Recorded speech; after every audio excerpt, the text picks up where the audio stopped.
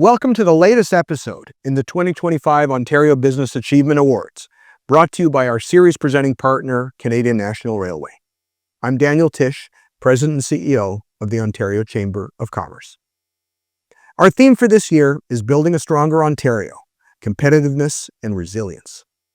As our country grapples with economic uncertainty, we need bold leadership to secure our future.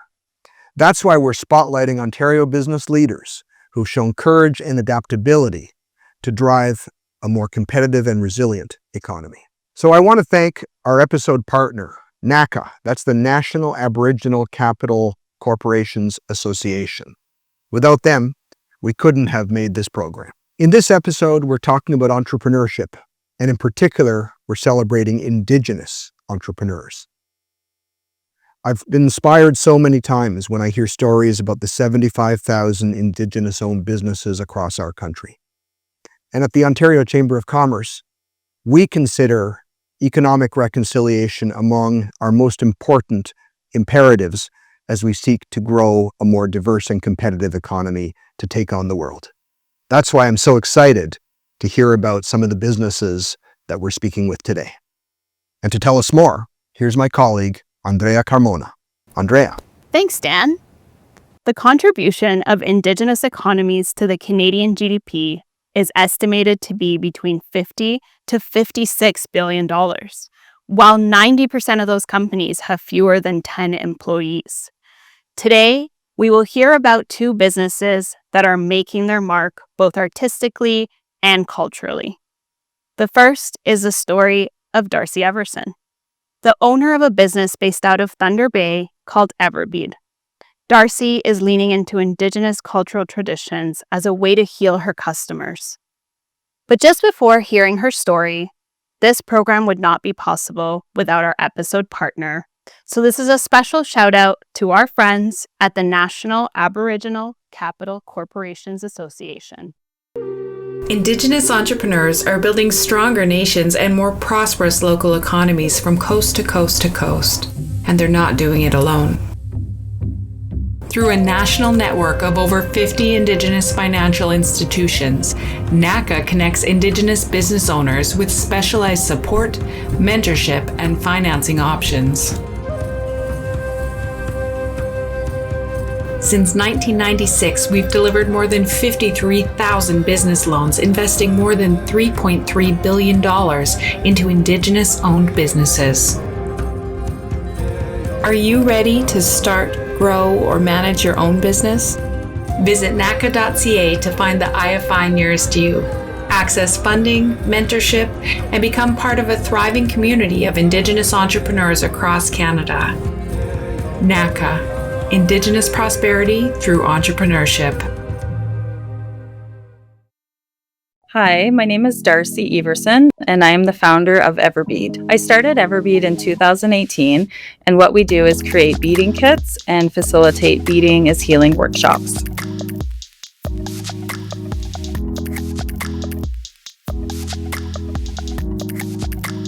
So the way Everbead uses culture into our business model is by incorporating things from the natural world, such as porcupine quills, birch bark, and dentilium shells, for example. We include those into our beading kits, and these would have been things that we used for beading prior to colonization. And we also apply circle work when we facilitate our workshops because it ensures that everybody is included. We like to begin our workshops with a smudge, and so even though it is virtual, we kind of believe that the smudge will reach who it needs to reach within the circle.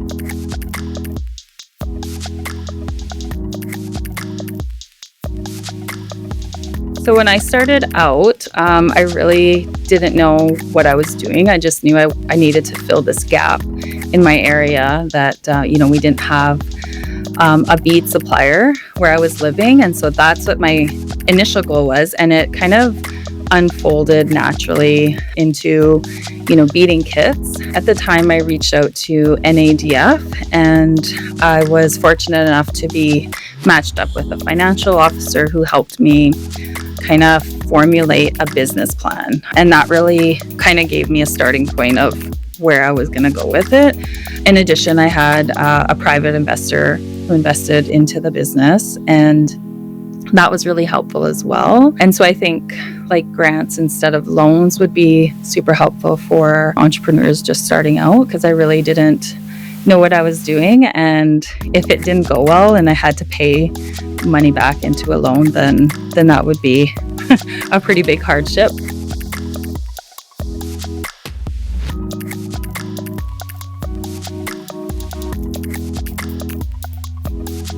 Everbead's slogan is healing the vibe, one bead at a time.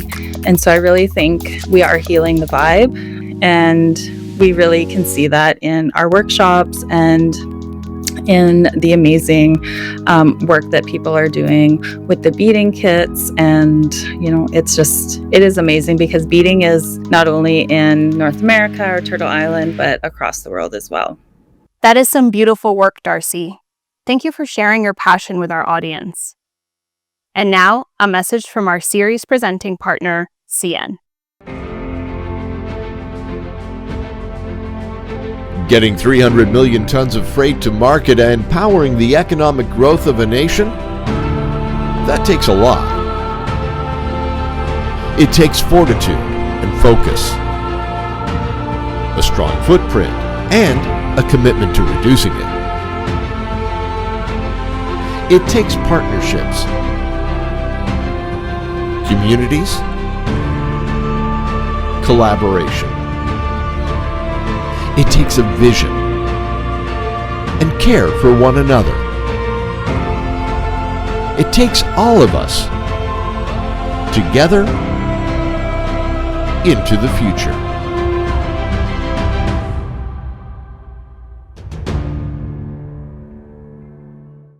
Thank you to CN, our partner, helping us to produce the OBAA series. Now, to our second feature. Marie L'Italienne is the president and CEO of the Greater Sudbury Chamber of Commerce. Recently, Marie had the opportunity to sit down with Jennifer Tabac of Design de Plume. Together, they talked about the highs and the challenges of getting a new business off the ground, and the support systems available to help new entrepreneurs. Here's part of their conversation. Thank you, Jennifer, for sitting down with us today to talk a little bit about your journey and your path through opening a business. So how long has Design de Plume been in business? We started in 2009 in the recession of then, and we celebrated our Sweet 16 this year with our staff, which has been really exciting. That's great. Congratulations. Starting a business is challenging, so tell us a little bit about how you got through those difficult times. I think it's really funny because when we started Design de Plume, I was just like, let's just open a business. And I remember going down to the city, and just saying, okay, I need a business license. What do I do, right? And here you go. We walk out an hour later with a business license and really nothing else, just an idea for a business. So that was the first challenge of just realizing, what's the paperwork? What does it mean to have a business, to, do copyright for your name and do that sort of stuff. And over the years, because I went to school for design, they do teach basic business skills, like contracting, but running a business is a job in and of itself. And I think understanding what an entrepreneur is versus, just an employer or designer has been an ever-growing challenge, especially as your business scales. So starting from, a couple of people, our friends out of college, to hiring your first employee. And on that note, what sets Design de Plume apart from other creative design agencies? Yeah, when we first started I think like a lot of businesses, we wanted to be everything to everyone. And over the years, it really became quickly, as an entrepreneur, as a business person, you're trying to solve problems. So I started DDPing a problem of people needing web pages and logos because I was working at a different job. And I was like, okay, people are asking for these services, I'll solve that. And then when we got into the field and started the company, it became clear very quickly that when we worked with our First Nations partner, they experienced the additional challenge of sometimes the lack of capacity, high turnover rate, and often web agencies or design studios would come in and complete a project and then leave with no support. So that knowledge transfer of that project, they would have to restart, so that investment would be lost. And that was really frustrating to me. So over the years, we helped articulate our processes, our voice to attract those clients, and really understand how the approach to that problem translates to a lot of businesses. When we think about sustainability for us is not just environmental, it's keeping that knowledge in the business.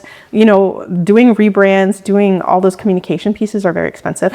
You don't want to be redoing it in 24 months. And that ROI, it's a basic value proposition, but in terms of our Indigenous clients, it really helped us set apart and acknowledge those challenges very quickly. Indigenous owned and led businesses are very important to the Canadian economy. What can Canadian-owned businesses learn from our Indigenous-led businesses? Great question, and one that I've been looking at over the years as I try to, also support other businesses and learn and kind of explain what the advantages are. And here at Design to Plume, we've articulated it we call it our ideas lenses, which starts with indigeneity. So we look at work accessibility, sustainability. We always start with indigeneity because it's a different approach. And I think much like the data on women-owned businesses, Indigenous businesses think beyond just the bottom line revenue.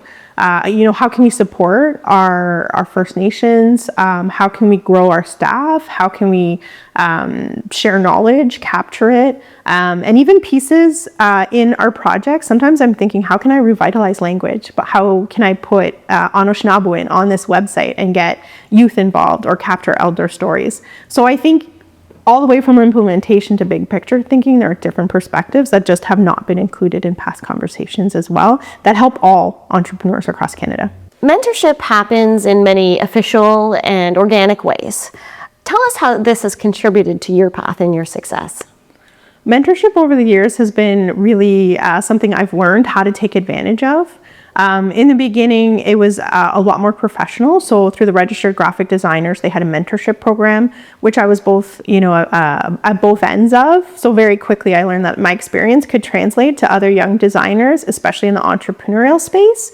And then as I got older, it was a lot more, I would say, personal, professional. The chamber networks, being at Cambrian College on the board, taking advantage of other very smart people who are helpful and have similar experiences, but different perspectives has been huge over the years and something I hope to take more advantage of at both ends as we grow. And I also want to mention Wabatech too, because we, as a small business, they were really supportive initially when we were, looking at how do we get some money to fund our idea. And I think all the statistics show, women and Indigenous businesses, they don't use other capital, right? They're very often self-funded, which means that their growth is slower. So, and they also know other businesses and they want the networks want their businesses to thrive, their networks to connect. And it was really helpful because they didn't just buy our services, but they connected us with other people and provided that material. So those are very clear, easy ones, I think, that have been a huge help here in Sudbury. If you had words of advice for your younger self starting out in business, what would they be?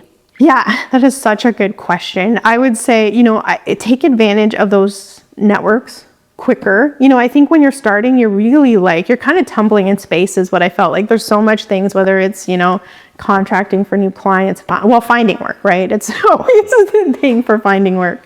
But developing those networks early on, getting into them, I would say we were fairly good, but I'm not the most sociable person. I don't like always going out to ask questions or finding that advice.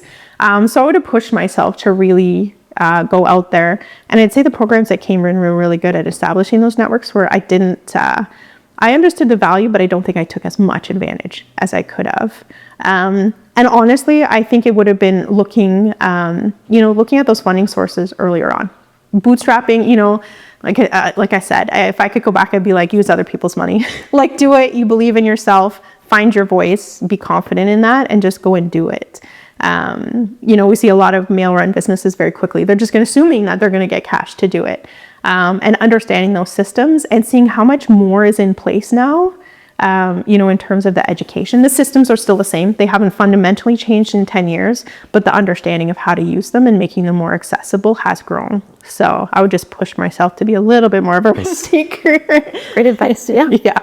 Well, thank you so much for taking the time to speak with us today, and congratulations on 16 years in business. Thank you so much for coming today.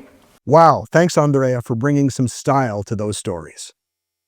As we listened, I was reminded about the incredible resilience of Indigenous people, nations, and communities, and how much we can learn from Indigenous entrepreneurs as we work together to build a stronger economy, and a more inclusive economy too.